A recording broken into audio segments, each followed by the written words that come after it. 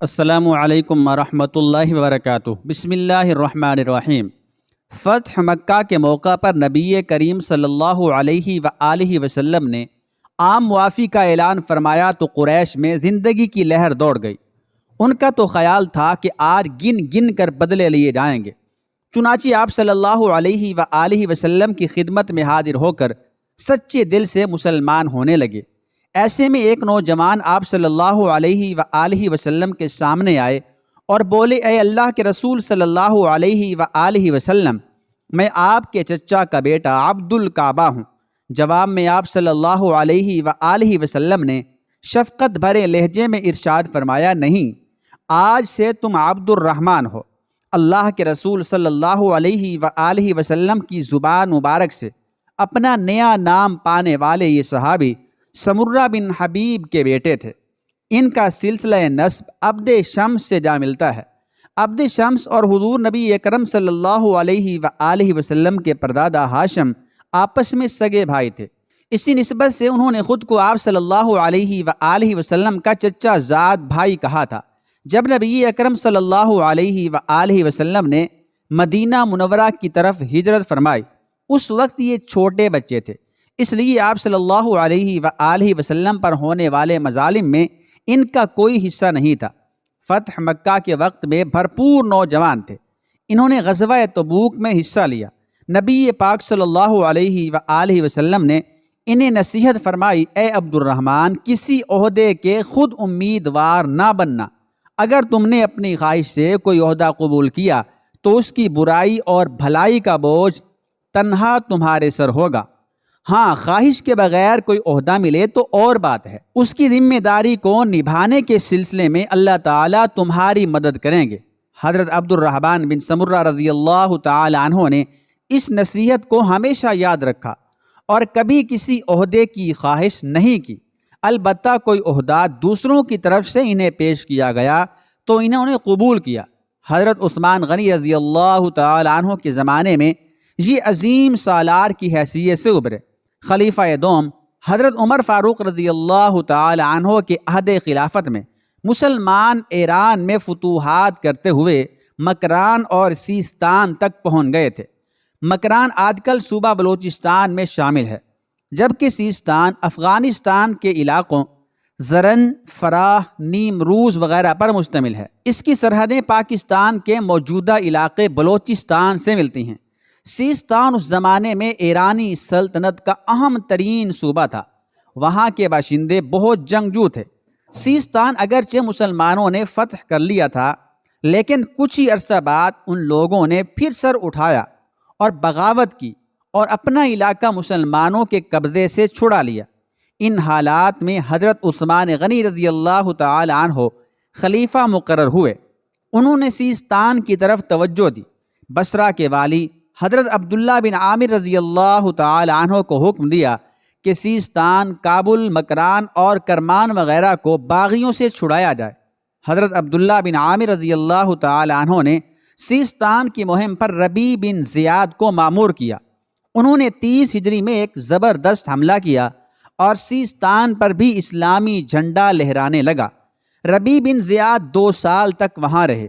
اس کے بعد اپنا نائب مقرر کر کے حضرت عبداللہ بن عامر رضی اللہ تعالی عنہ سے ملاقات کے لیے چلے گئے۔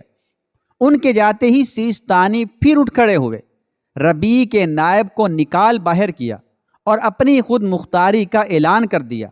حضرت عبداللہ بن عامر رضی اللہ تعالی عنہ کو خبر ہوئی تو انہوں نے حضرت عبد الرحمن بن سمرہ رضی اللہ تعالی عنہ کو سیستان کی فتح کے لیے مقرر کیا۔ ساتھ ہی انہیں لکھ دیا کہ آپ ہی سیستان کے امیر ہوں گے۔ یہ روایت بھی ملتی ہے کہ خود حضرت عثمان غنی رضی اللہ تعالی عنہ نے انہیں سیستان کی مہم سونپی تھی۔ حضرت عبد الرحمن بن سمرہ رضی اللہ تعالی عنہ 33 ہجری میں تقریباً 8000 جاں بازوں کا ایک مضبوط لشکر لے کر سیستان کے صدر مقام زرن کی طرف بڑھے۔ اس لشکر میں حضرت حسن بصری رحمۃ اللہ تعالی علیہ جیسے لوگ بھی شامل تھے۔ حضرت عبد الرحمن رضی اللہ تعالی عنہ دشوار گزار راستہ طے کرتے ہوئے طوفانی انداز میں زرن پہنچے۔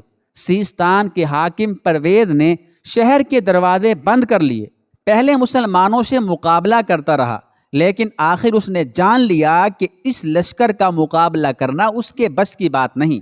چنانچہ اس نے 20 لاکھ درہم اور 2000 غلام دے کر مسلمانوں کی اطاعت قبول کر لی۔ حضرت عبد الرحمن بن سمرہ رضی اللہ تعالی عنہ کے ساتھ حضرت حسن بصری رحمۃ اللہ علیہ اور ان جیسے دوسرے عالم لوگ آئے تھے۔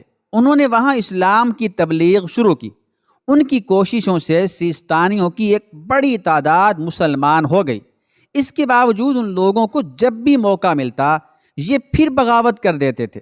زرن فتح کرنے کے بعد حضرت عبد الرحمن بن سمرہ رضی اللہ تعالی عنہ نے زرن اور کیش کے درمیان تمام علاقوں کو بھی فتح کر لیا۔ اب یہ تمام علاقے پاکستانی بلوچستان میں شامل ہیں۔ کیش یا کیش کو اب خزدار کہا جاتا ہے۔ اس زمانے میں بلوچستان نامی کوئی صوبہ نہ تھا، بلکہ یہ علاقہ ہندوستان میں شامل تھا۔ مکران اور سیستان بھی سندھ سے ملے ہوئے تھے۔ اس لحاظ سے ہندوستان کی سرزمین پر یہ پہلا حملہ خشکی کی طرف سے ہوا، اور یہی پہلا علاقہ ہندوستان کا ہے جو مسلمانوں کے قبضے میں آیا، یعنی صحابہ کرام رضوان اللہ تعالی علیہم اجمعین کے ہاتھوں فتح ہوا۔ اس کا مطلب یہ ہے کہ حضرت عبد الرحمن بن سمرہ رضی اللہ تعالی عنہ ہندوستان کے بت کدے میں سب سے پہلے اذان دینے والے مجاہدین کے سالار تھے۔ ان علاقوں کی فتح کے بعد حضرت عبد الرحمن رضی اللہ تعالی عنہ رخج کی طرف بڑھے اور زبردست حملہ کرتے ہوئے اہم شہر دادن تک پہنچ گئے۔ اس شہر کے لوگ بھاگ کر اپنے بت خانے میں گھس گئے۔ یہ مندر ایک قلعہ جیسا تھا اور پہاڑ کی چوٹی پر بنایا گیا تھا۔ اس میں جو بت نصب تھا اس کا نام زور تھا۔ اس کے نام کی نسبت سے پہاڑ کا نام بھی زور تھا۔ لوگ اسے جبل زور یا کوہ زور کہتے تھے۔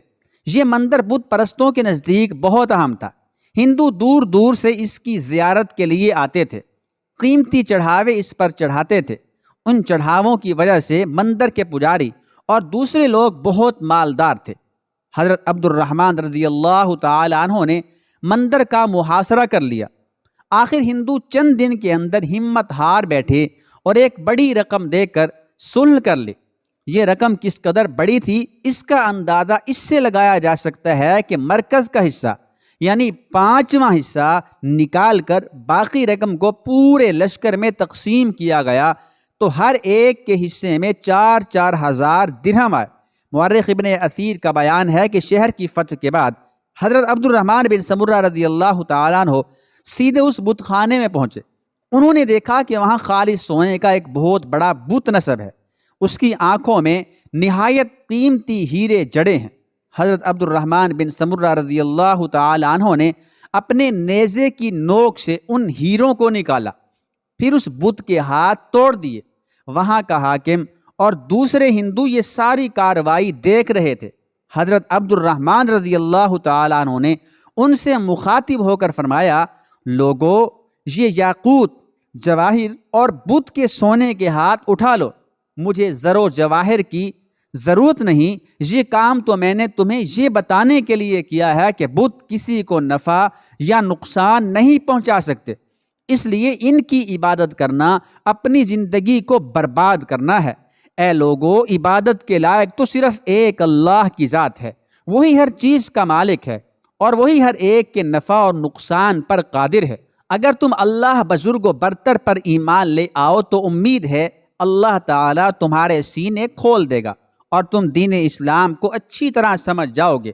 اس بت کو توڑنے کے بعد حضرت عبد الرحمن رضی اللہ تعالی عنہ نے بست اور زابل کی طرف پیش قدمی کی۔ اپنی شجاعت اور تدبیر کی بدولت بہت جلد ان کو بھی فتح کر لیا۔ پھر زرن لوٹے اور اس کے نظم و نسق میں مصروف ہو گئے۔ ایسے میں حضرت عثمان غنی رضی اللہ تعالی عنہ کی شہادت کا المناک واقعہ پیش آیا۔ حضرت عبد الرحمن رضی اللہ تعالی عنہ کو یہ خبر ملی تو آپ نے زرن میں اپنا قائم مقام امیر بن احمر کو مقرر کیا اور خود بصرہ کی طرف روانہ ہو گئے۔ حضرت علی رضی اللہ تعالی عنہ کے دور میں حضرت عبد الرحمن رضی اللہ تعالی عنہ بالکل گوشہ نشین رہے۔ 41 ہجری میں تمام عالم اسلام پر حضرت امیر معاویہ رضی اللہ تعالی عنہ کا اقتدار قائم ہو گیا۔ انہوں نے سب سے پہلے ان علاقوں کی طرف توجہ دی جو مسلمانوں کی آپس کی لڑائیوں کی وجہ سے باغی ہو گئے تھے۔ چنانچہ حضرت عبداللہ بن عامر رضی اللہ تعالی عنہ کو دوبارہ بصرہ کا والی مقرر کیا۔ حضرت عبداللہ بن عامر رضی اللہ تعالی عنہ حضرت عثمان غنی رضی اللہ تعالی عنہ کے دور میں حضرت عبد الرحمن بن سمرہ رضی اللہ تعالی عنہ کے کارنامے دیکھ چکے تھے، اس لیے انہیں بلا بھیجا، اپنی طرف سے سیستان کا والی مقرر کیا اور باغیوں سے نمٹنے کے لیے روانہ کیا۔ حضرت عبد الرحمن بن سمرہ رضی اللہ تعالی عنہ تازہ جوش اور ولولے سے سیستان کی طرف بڑھے اور علاقے پر علاقے فتح کرتے کابل تک پہنچ گئے۔ کابل کے لوگ بہت سخت تھے، انہوں نے ہتھیار ڈالنے سے انکار کر دیا اور قلعہ بند ہو کر بیٹھ گئے۔ حضرت عبد الرحمن رضی اللہ تعالی عنہ نے بھی محاصرہ سخت کر دیا۔ ایک رات فصیل پر منجنیقوں سے ایسا زبردست پتھراؤ کیا کہ قلعہ کی ایک دیوار میں شگاف ہو گیا۔ حضرت عبد الرحمن رضی اللہ تعالی عنہ نے رات کے اندھیرے میں شہر میں داخل ہونا مناسب خیال نہ کیا۔ صبح ہوئی تو کابل کے لوگ جوش و خروش کے عالم میں باہر نکل آئے اور مسلمانوں پر ٹوٹ پڑے۔ حضرت عبد الرحمن رضی اللہ تعالی عنہ کو کابلیوں سے اس کی بالکل امید نہیں تھی۔ شروع میں انہیں سخت مشکل پیش آئی، پھر انہوں نے اپنی فوج کے چیدہ دستوں کو ساتھ لے کر جوابی حملہ کیا۔ یہ حملہ اس قدر زوردار تھا کہ ان کے قدم اکھڑ گئے اور مسلمان شہر میں داخل ہو گئے۔ کابلیوں نے ہتھیار ڈال دیے، انہوں نے امان طلب کی۔ حضرت عبد الرحمن بن سمرہ رضی اللہ تعالی عنہ نے انہیں امان دے دی۔ اس کے بعد حضرت عبد الرحمن بن سمرہ رضی اللہ تعالی عنہ نے رزان فتح کیا، آگے بڑھے اور تخارستان کے علاقے میں داخل ہو گئے۔ سب سے پہلے ان کے راستے میں خشک شہر آیا۔ اس شہر کے باشندوں میں لڑنے کی ہمت نہیں تھی، انہوں نے اطاعت قبول کر لی۔ اب حضرت عبد الرحمن بن سمرہ رضی اللہ تعالی عنہ رخج پہنچے۔ رخج کے لوگوں نے جنگ کی زبردست تیاری کی تھی، مسلمانوں کے مقابلے میں ڈٹ گئے لیکن شکست کھائی۔ اس کے بعد غزنی فتح کیا۔ اس دوران کابل سے پھر بغاوت کی خبر ملی، یہ پھر وہاں پہنچے اور انہیں زبردست شکست دی۔